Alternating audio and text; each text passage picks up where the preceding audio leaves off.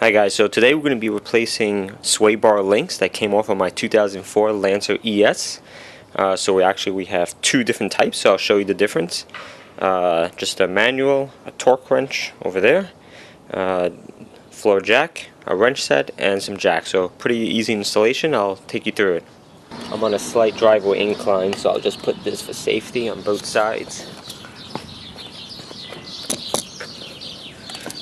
So when I'm jacking it up in the front, it will prevent some of the roll.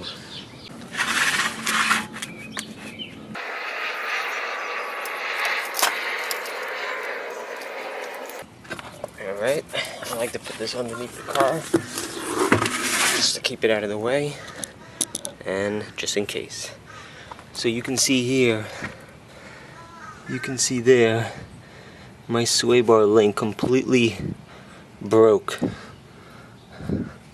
off this. So this just goes up and down, and it's the same thing on the other side. You can see there's a lot of rust here when it's parked outdoors in the northeast with the weather. So we're going to replace this.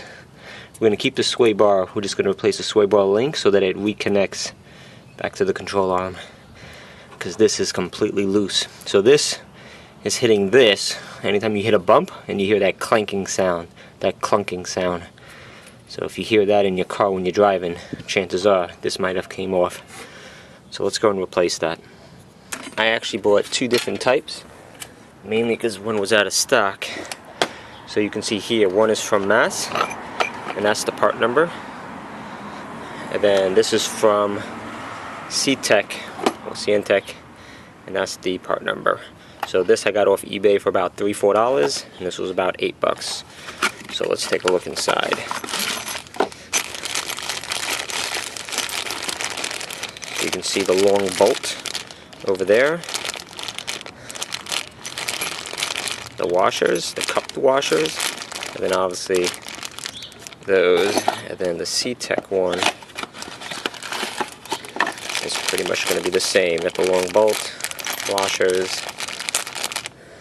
So let's take a look. So what I'm finding is, as I'm turning, it's turning the whole thing. So I'm going to see if I can hold this to prevent it from turning.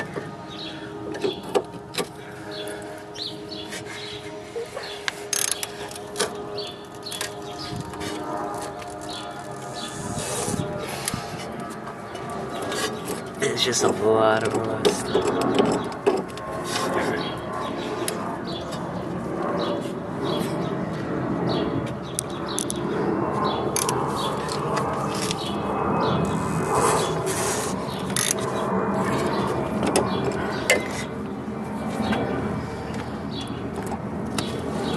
I've been just using this like mini saw to like chew off the rubber.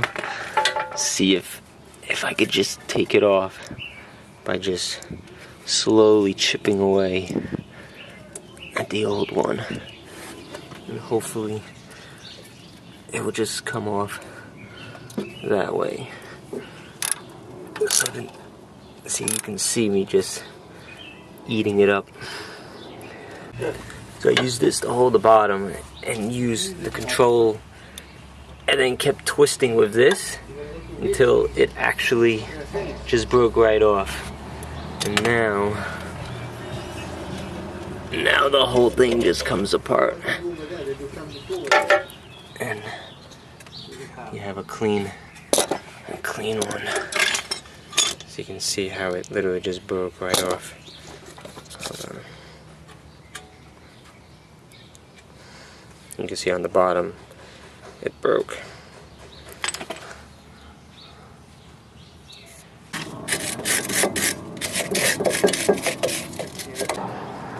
So I just used some brush just to clean up some of the rust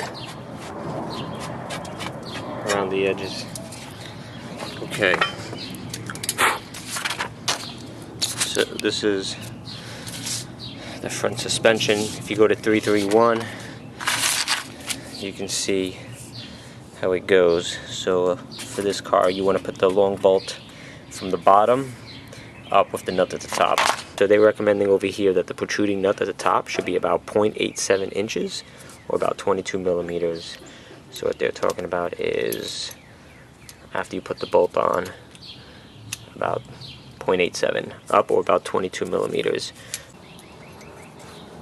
Alright, you got your long bolt with the washer cup facing up, followed by one of the bushings. And then what you want to do is put another bushing, followed by another washer cup facing down, followed by the collar, and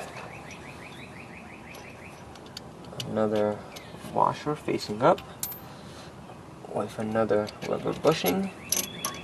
That should go through.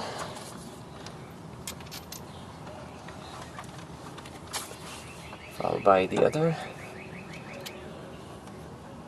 And that.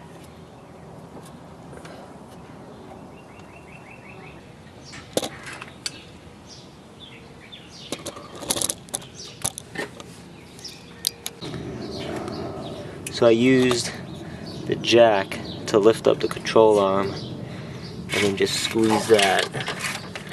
So far, so good. And I see, so technically, according to the manual, you're supposed to jack that up, which then frees the control arm to lift. So you're supposed to lift that, which then gives you clearance to lose that bolt. So you lift this so you can get to this bolt, but this looks like a 20 millimeter, which I don't have. And my guess is when you lose this whole control arm can then pivot up, which allows you to do that easier, but I don't have a 20 millimeter, so I'm just using a jack lift to lift this up instead. So it seems to be working.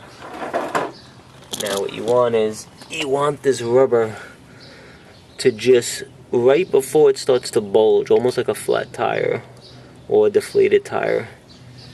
So I'm just going to keep doing this until it looks about right. But that's about it.